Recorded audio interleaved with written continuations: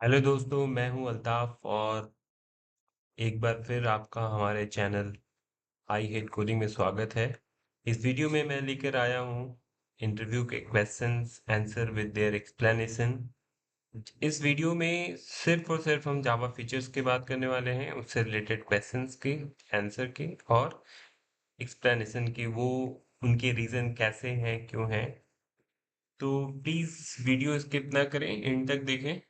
That is very interesting question, important questions for the interview. So let's start.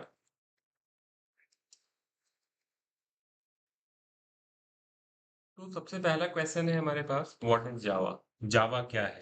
तो जावा को अगर हमें define करना हो तो हम कह सकते हैं Java is a high level programming language using which we can create any kind of application. जिससे जावा एक ऐसा हाई लेवल प्रोग्रामिंग लैंग्वेज है जिसको यूज करके हम किसी भी तरह का एप्लीकेशन बना सकते हैं। किसी भी तरह का एप्लीकेशन मतलब web application, desktop application, mobile application, any kind of application we can create with the help of Java. और जावा से जो बने हुए जो एप्लीकेशन होते हैं वो अपने आप में बहुत ही सिक्योर होते हैं, रॉबस्ट होते हैं, प्लेटफॉर्म इंडिपेंडेंट होते हैं। So these are the features of the Java due to which we use Java for creating applications. Now the next question is why Java is needed. हम जावा ही क्यों use करते हैं अपने programming में use करने के लिए? तो हम कह सकते हैं कि जावा का जो हम लोग यूज करते हैं इसलिए भी करते हैं क्योंकि जावा के जो एप्लीकेशन होते हैं वो बहुत ही ज़्यादा सिक्योर होते हैं। उनमें कभी भी किसी भी तरह का अटैक नहीं हो सकता है। कभी भी हमारा जो एप्लीकेशन होता है, जावा की जो फाइल होती है, जावा से जो भी बने हुए एप्लीकेशन होते हैं वो बहुत ही सिक्योर होते हैं। उनमें कभी भी वायरस वगैरह के अटैक होने के चांसेस बिल्कुल ही नहीं होते हैं। द सेकेंड थिंग कि जावा का जो एप्लीकेशन होता है वो एप्लीकेशन जो है प्लेटफॉर्म इंडिपेंडेंट होता है। दैट मीन्स हम वो जावा से बने हुए एप्लीकेशन को किसी भी ऑपरेटिंग सिस्टम पे रन कर सकते हैं। तो इसलिए हम कह सकते हैं कि जावा का हमारे पास रिक्वायरमेंट है for the creation of application. उसके बाद हम देखते हैं how Java is object oriented. तो अगर हम ऑब्जेक्ट ओरिएंटेड की बात करें तो जावा ऑब्जेक्ट ओरिएंटेड प्रोग्रामिंग लैंग्वेज है। कैसे है? क्योंकि ऑब्जेक्ट ओरिएंटेड ने अपने कुछ पिलर डिफाइन कर रखे हैं, कुछ क्राइटेरिया डिफाइन कर रखे हैं।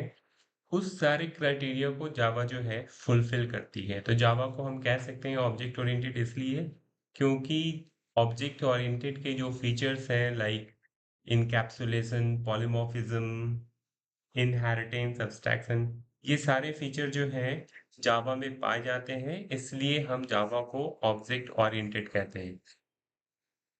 और ऑब्जेक्ट ओरिएंटेड यहाँ पे कहने का मतलब ये भी हो सकता है, ये भी है कि जावा में everything is represented in the form of object, इसलिए हम जावा को ऑब्जेक्ट ओरिएंटेड कहते हैं। But Java is not pure object oriented क्योंकि जावा में कुछ कुछ ऐसे टर्म हैं जो जावा ऑब्जेक्ट के फॉर्म में रिप्रेजेंट नहीं होते हैं। इसलिए हमारे पास इंटरव्यू में ये भी क्वेश्चन आता है कि जावा प्योर ऑब्जेक्ट ओरिएंटेड है या नहीं। In that case we can say Java is not pure object oriented क्योंकि कुछ ऐसे एंटिटीज हैं जैसे प्रिमिटिव डेटा टाइप, इंटरफेसेस और अब्स्ट्रैक्ट क्लासेस, ये सब ऐसे हैं जिनका हम ऑब्जेक्ट नहीं बना सकते हैं। Due to this few reasons Java is not called pure object oriented.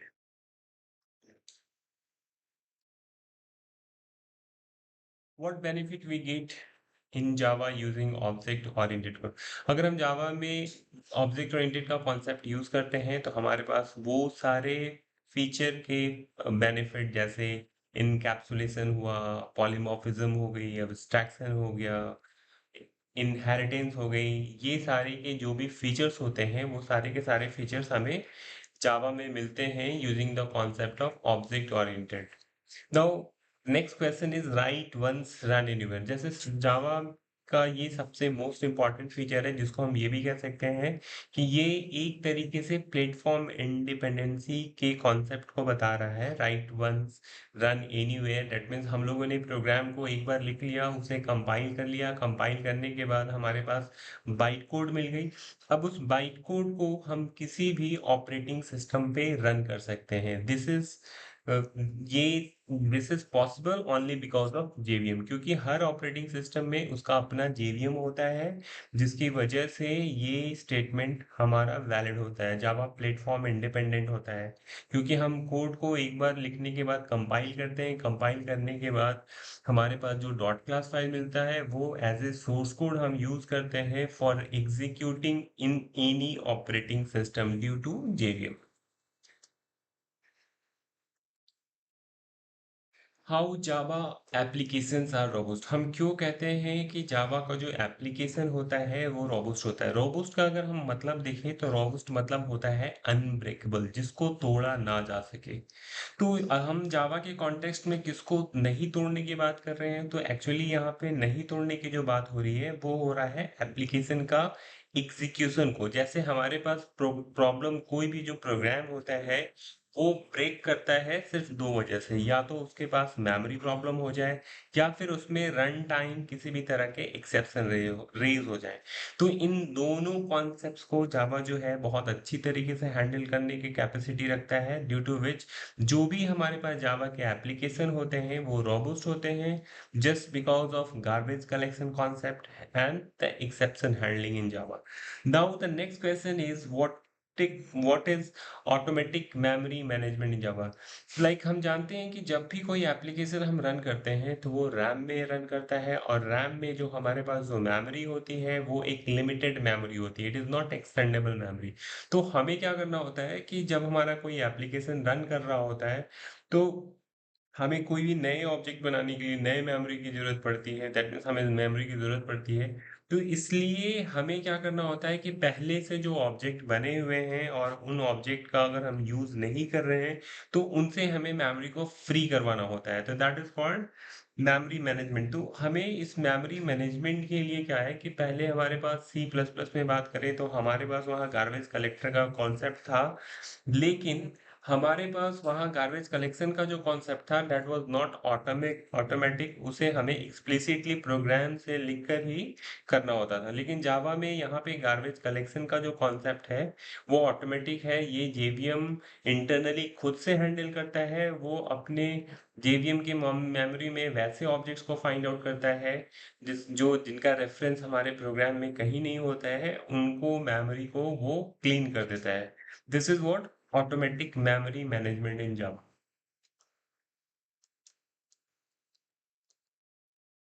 What is benefit of memory management, so इसके बेनिफिट क्या है। बेनिफिट हम यही कह सकते हैं कि ऑटोमेटिक मेमोरी मैनेजमेंट में हमें कहीं भी इस चीज़ की हमें कुछ भी केयर करने की ज़रूरत नहीं होती है कि हमें कब मेमोरी क्लियर करना है या मेमोरी क्लियर नहीं करना है। सी प्लस प्लस में हमें ये प्रॉब्लम होती थी कि अगर हम कहीं पे मेमोरी को क्लियर करना भूल गए तो वो मेमोरी में वैसे ही पड़ा रहेगा, हम उसे यूज़ करें या नहीं करें, जिससे हमारे पास memory keep memory out of management, जैसे मेमोरी आउट ऑफ मेमोरी का एक्सेप्शन आ सकता है। तो यहाँ पे जो है ऑटोमेटिक मेमोरी मैनेजमेंट से हमारे पास बेनिफिट यही है कि जावा हमें जो है मेमोरी की चिंता करने की ज़रूरत नहीं है, जावा इसे ऑटोमेटिक हैंडल कर रहा है। उसे जब भी लगता है कि जेवीएम में मेमोरी की ज़रूरत है या मेमोरी उसमें कम पड़ रहा है तो वो अपने जीसी थ्रेड को रन करके उन सारे ऑब्जेक्ट की मेमोरी को क्लियर कर देता है जिनकी रेफरेंस हमारे प्रोग्राम में नहीं होती है। So this is the benefit of automatic memory management in Java. Now the next question is how Java is secure. Java secure कैसे होता है, जावा सिक्योर कैसे होता है। सिक्योर मतलब हमारे पास जो हमारे एप्लीकेशन में जो डेटा है वो बहुत ही सिक्योर होता है। हम इसे सिक्योर इसलिए कह रहे हैं क्योंकि हमारा जो भी डेटा है वो सारे डेटा हमारे क्लास और ऑब्जेक्ट के फॉर्म में सेफ सिक्योर है, उन्हें कोई भी बाहर से एक्सेस नहीं कर सकता है। This is the first thing. The second thing, secure हम यहाँ पे ये भी कह रहे हैं क्योंकि हमारा जो सोर्स फाइल होता है और वो जब जेवीएम में क्लास लोडर के थ्रू लोड होता है, और तो वहाँ पे हमारे पास एक कंपोनेंट होता है जेवीएम का that is called code verifier, जिसमें हमारा कोड वेरीफाई होता है जो ये इंश्योर करता है कि उसमें कोई ऐसे फाइल एग्जीक्यूटेबल फाइल ना हो। दैट मीन्स उसमें वो सिर्फ यही वेरीफाई करता है कि वो जो हमने फाइल लोड किया है अपने प्रोग्राम में वो सिर्फ और सिर्फ एक वैलिड डॉट क्लास फाइल है, जिससे हमारा एप्लीकेशन बिल्कुल सिक्योर हो जाता है। उसमें कहीं भी किसी भी तरह के वायरस या एग्जीक्यूटेबल फाइल जो डेटा हमारा फेच करें या फिर डेटा हम लोग स्टील करें, ऐसे कोई भी उसमें हम फाइल या एप्लीकेशन को साथ में नहीं रख सकते हैं। So that is why Java is called secure. Now the next thing is Java is multi threaded. सबसे पहले हमें ये समझना होगा कि मल्टी थ्रेडेड क्या होता है। मल्टी थ्रेडेड एक ऐसा फीचर होता है जिसमें हम एक साथ मल्टीपल टास्क परफॉर्म कर सकते हैं। जैसे अगर हम सी की बात करें तो सी हमारा जो है मल्टी थ्रेडेड एप्लीकेशन नहीं है, क्योंकि हम उसमें जब भी कोई कंसोल में एप्लीकेशन रन करते हैं तो वहां पे एक बार में एक ही प्रोसेस होता है, हम वहां पे मल्टीपल प्रोसेस नहीं कर सकते हैं। लेकिन जावा हमारा जो है मल्टी थ्रेडेड एप्लीकेशन है। मल्टी थ्रेडेड मतलब हम एक साथ मल्टीपल काम कर सकते हैं। तो एक्चुअली अगर हम मल्टीपल टास्क की बात करें तो हमारा एप्लीकेशन जो है मल्टीपल टास्क परफॉर्म नहीं करता है, लेकिन हमें ऐसा रियलाइज होता है उनका टाइमिंग स्वैप करने का इतना कम होता है कि हमें लगता है कि वो जो टास्क है वो पैरेलल हो रहे हैं। तो मल्टी थ्रेडेड का वही कॉन्सेप्ट है। मैं जब मल्टी थ्रेड बताऊंगा तो आपको ऐसे एग्जांपल बना के दिखा दूंगा जिसमें मैं मल्टीपल थ्रेड चलाऊंगा, जिसमें हमारे सीपीयू का कंट्रोल बारी बारी डिफरेंट डिफरेंट थ्रेड में जाएगा। लेकिन हमारे पास वहाँ क्या होता है कि देखने में हमें रियलाइज होगा कि वो सारे प्रोसेस एक बार में ही हो रहे हैं। मल्टी थ्रेडेड का कॉन्सेप्ट हम ये भी कह सकते हैं कि अगर एक थ्रेड कोई टास्क परफॉर्म कर रहा है, टास्क परफॉर्म करने टाइम अगर कोई कैलकुलेशन, इंटरनल कैलकुलेशन हो रही है या कहीं से डेटा एक्सेस हो रहा है, तो उस समय हमारे सीपीयू का कंट्रोल का यूजेस नहीं हो पाता है। तो सेम उस टाइम हम लोग सीपीयू को यूटिलाइज करने के लिए सीपीयू का कंट्रोल हम दूसरे थ्रेड में देते हैं। तो इसलिए हमारे पास क्या होता है कि एक सीपीयू के हम रिसोर्स को मैक्सिमम यूटिलाइज कर सकते हैं और मल्टी थ्रेडेड भी काम कर सकते हैं। ये मल्टी थ्रेडेड होने की वजह से जावा में हम एक साथ बहुत सारे काम भी कर सकते हैं। Now Java is high performance. High performance हम लोग क्यों कह रहे हैं, क्योंकि हम जब जेवीएम की आर्किटेक्चर की बात करेंगे तो जेवीएम के अंदर हमारे पास एक हमारे पास एग्जीक्यूटिंग इंजन होता है। एग्जीक्यूटिंग इंजन के अंदर हमारे पास एक जेआईटी पार्ट होता है, जस्ट इन टाइम कंपाइलर। वो क्या काम करता है कि हमारे कोड को इंटरमीडिएट कोड में कन्वर्ट करता है। यहाँ पे हाई परफॉर्मेंस यहाँ पे हम इसलिए कह रहे हैं कि जो हमारा इंटरप्रेटर है वो एक बार तो कोड को कन्वर्ट कर देता है इंटरमीडिएट कोड में। तो उस इंटरमीडिएट कोड को जब इंटरप्रेट होता है तो अगर हमारे प्रोग्राम में सेम स्टेटमेंट अगर बार बार मिलती है तो वो इंटरप्रेटर हमारा जो है उसे बार बार सेम कोड को इंटरप्रेट नहीं करता है, बल्कि एक बार जो हमारा कोड इंटरप्रेट हो चुका है वो सेम कोड को कहीं कैसे मेमोरी में स्टोर करता है और उसे लेकर फिर से दोबारा एग्जीक्यूट करता है। तो यहाँ पे क्या होता है कि इंटरप्रेटिंग एक बार उसने किया, बार बार सेम स्टेटमेंट मिलने की वजह से हमारा जो टाइम है वो बच जाता है, क्योंकि दोबारा हम उस चीज़ को नहीं कर रहे होते हैं इंटरप्रेट, बल्कि जो ऑलरेडी एक बार इंटरप्रेट हो चुका है उस सेम कोड को हम रन कर रहे होते हैं, जिसकी वजह से हमारे जावा में एप्लीकेशन की हाई परफॉर्मेंस हो जाती है। नाउ हमारे पास नेक्स्ट क्वेश्चन है, what do you mean by platform independent in Java. Platform independent का मतलब है एक ऐसा एप्लीकेशन जो किसी भी ओएस पे रन कर सके। प्लेटफॉर्म मतलब ही होता है ऑपरेटिंग सिस्टम।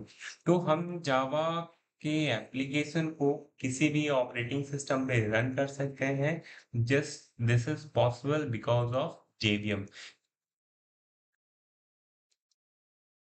नाउ इंटरप्रेटेड का मैंने अभी आपको बता दिया। इंटरप्रेटेड जो है हमारा एग्जीक्यूटिंग इंजन का एक पार्ट है, जिसमें हमारे पास डॉट क्लास फाइल जब मेमोरी में लोड हो जाते हैं तो जब हमारा application one line by line statement को एग्जीक्यूट करता है तो वो पहले उस डॉट क्लास फाइल से बाइट कोड को इंटरमीडिएट कोड में कन्वर्ट करता है। तो ये जो कन्वर्जन होने का जो प्रोसेस है that is called interpreted, that happens inside JVM. So that's all. This was all questions about the Java features for the interviews. If I have missed any questions, please put the question in comment. I will reply. Thank you so much.